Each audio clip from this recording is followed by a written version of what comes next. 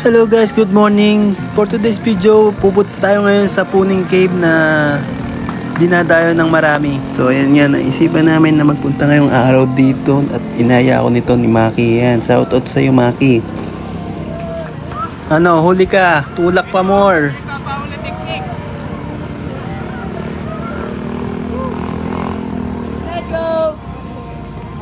So ayan, karamihan nga sa amin mga pagod kaya nagpahinga muna kami dito sa taas ng burol.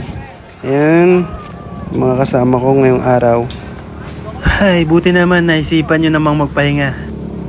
So ayan guys, pag-akit namin ng burol, nang mahinga muna kami upang pagmasdan ng magandang tanawin dito. Makikita nyo yung mga bundok at saka mga punong kahoy.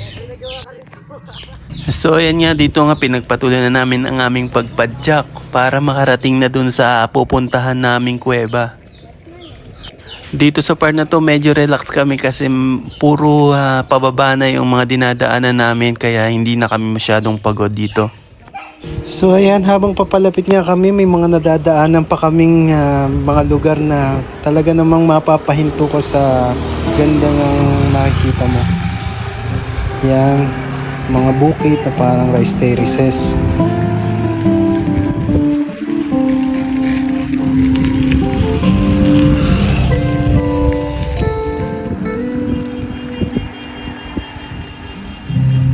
At ayan na nga, malapit na kami sa pupuntahan namin. Siguro mga 200 to 500 meters na lang ang papadyakin namin para makarating dun sa site.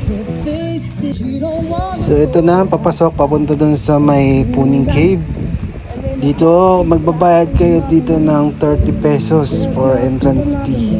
Pwede nyo nandalin yung mga dala nyong bike or kung nakamotor kayo, pwede nyo diyang ipasok hanggang doon sa loob, malapit sa may mga batisan.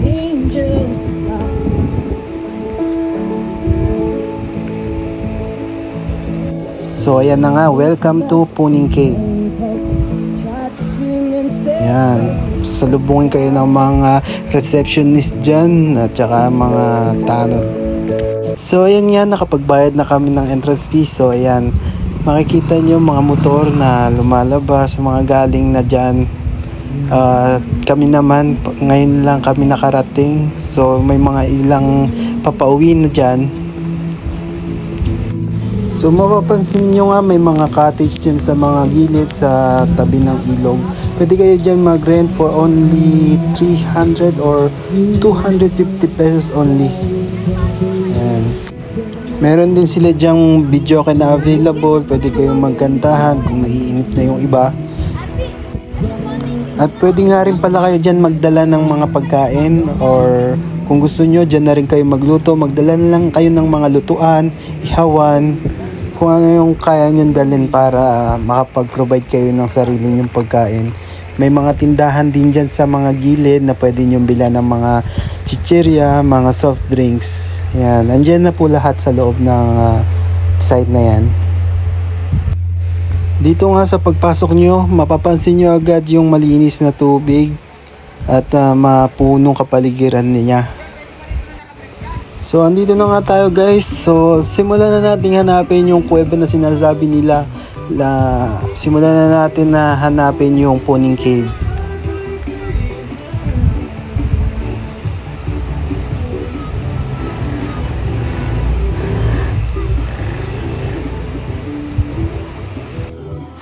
Dito naman sa part na to, maraming naliligo.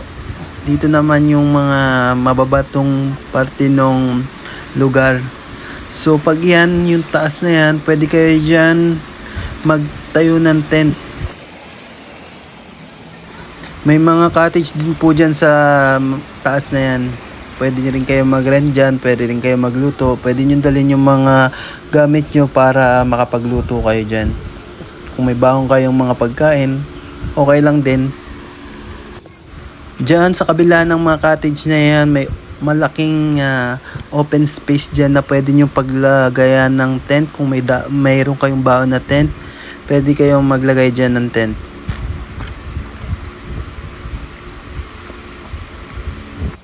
May mga ilan nga dito na inabutan kami na nakapagtayo na sila ng tent nila.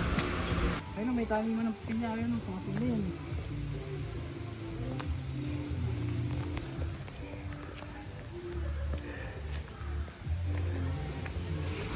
Ayan, kung mapapansin nyo, hinihingal na nga ako. Kasi medyo malayo na yung nararating namin.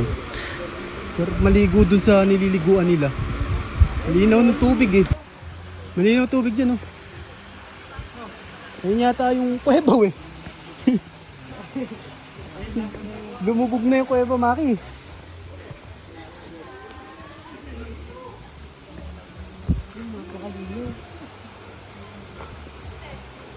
At nagpatuloy nga kami sa paglalakad.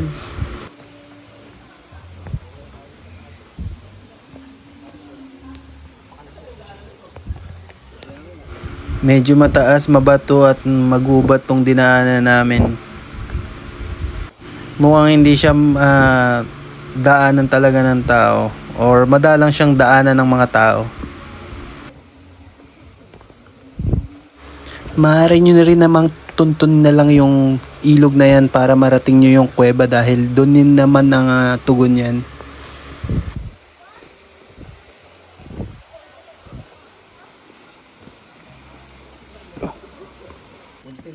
Baka kayo. So ayan nga guys, mapapansin nyo dito meron na nga kaming kasamang aso na para bang gusto niya kaming samahan na hanapin yung kuweba or ituro sa amin yung mismong kinalalagyan ng kuweba na Ang ginto dyan. hinahanap namin. Manala kaya tayo ng ginto ano.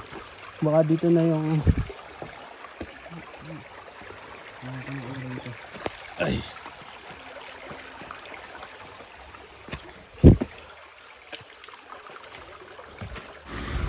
Sa pagdaan nga pala dito guys, mag-ingat kayo baka kasi madulas kayo at matatalim yung mga bato na dinadaanan namin.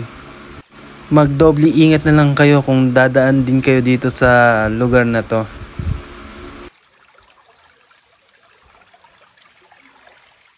Habang papalayo nga kami, mas lalong nagiging magubat at mapuno yung dinadaanan namin.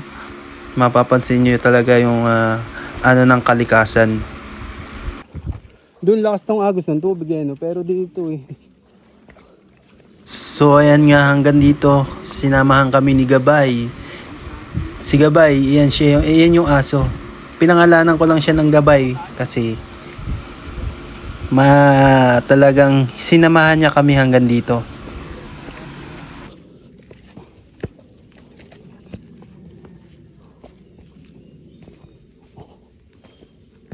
Si Sir, yun yung nagte-training. Yung matanda.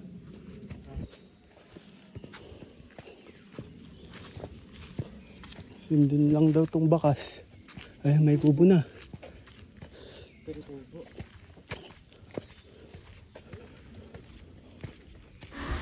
Itong kubo na madadaanan natin na to, ito yung tinuturo sa amin ng babae na palatandaan na malapit na kami dun sa kuweba. Maki, baka may palatandaan dyan ng treasure ah. Kalasan mo mata mo.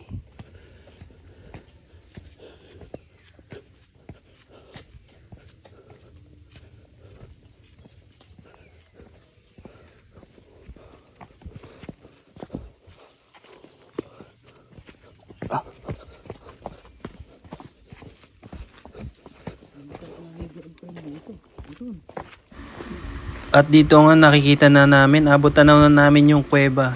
Kaso hindi lang siya halatang kuweba siya ngayon. Papasokin ba natin yan?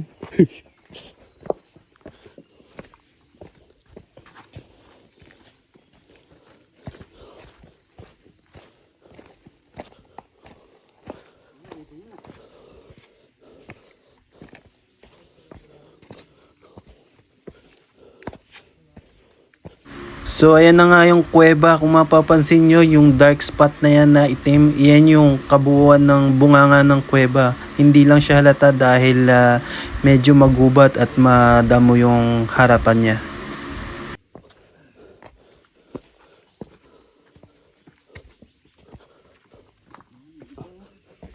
So ayan yung karatula na kung saan yung nakalagay yung mga pinagbabawal na dalhin at mga bawal na gawin.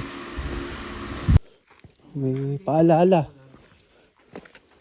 Paalala sa lahat ng turista, manipit ay pinagbabawal ang pagkain, sinigarilyo pag inom sa gilid at mismong ilog ng paliguan.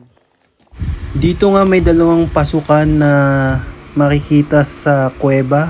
May maliit at ito yung pinaka main, parang main entrance ng kuweba. Hindi namin sure yung isa kung talagang ano siya ng kuweba, kadugtong siya ng kuweba or another kuweba siya. So dito nga naglakas loob na kaming subukan pasukin yung kuweba. Hindi namin alam kung anong nasa loob at ano ang masasalubong namin sa loob ng kuweba. Ano ba yung puti na yun? Malayo kaya ito?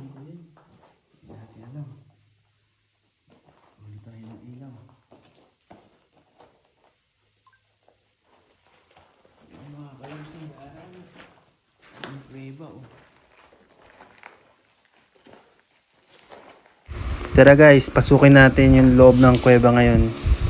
Hanggang saan kaya? Sobrang dilim niya.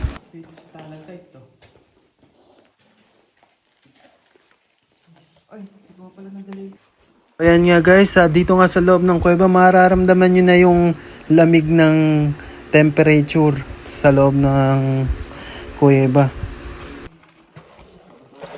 Uy, sobrang lamig naman dyan.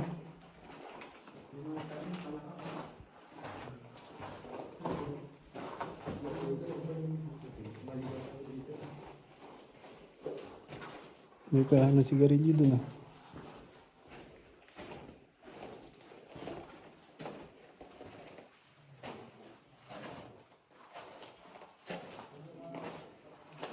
Grabe, sobrang dilim pala talaga dito sa loob ng kuweba. Dito nga mararamdaman mo yung konting takot, konting kaba, konting pagka-excitement, at syempre konting pagkatuwa.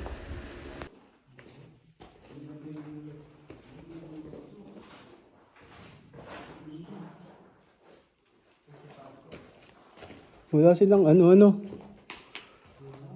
Wala man lang silang tour guide.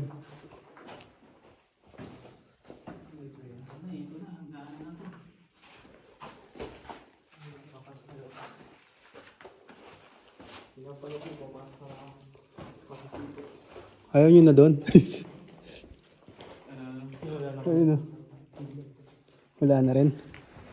Dito nga narating na namin yung pinakadulo ng kuweba, so nagpasya na kaming bumalik. Dito nga sa part na to, biglang bumilis ang tibok ng puso ko dahil may parang natanawa akong nakatingin din sa akin. Kaya yon, napatakbo ako.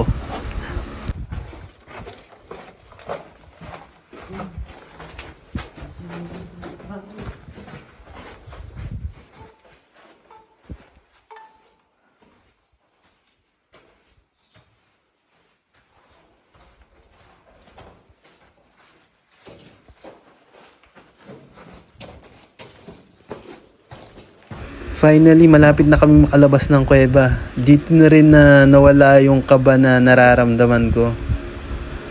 Salamat at nakalabas kami ng maayos at ligtas.